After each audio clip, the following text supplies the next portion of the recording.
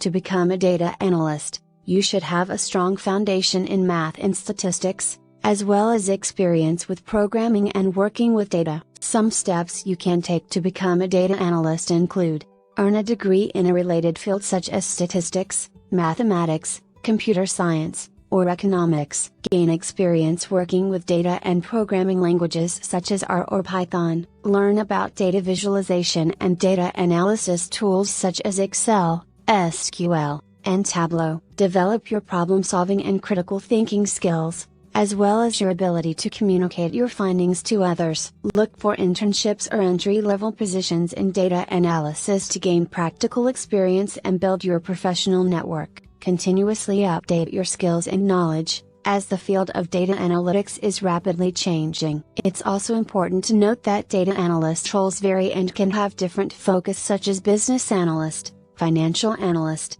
web analytics, healthcare analyst, etc. It's important to understand the role and focus of the data analyst position you are applying for and tailor your skills accordingly.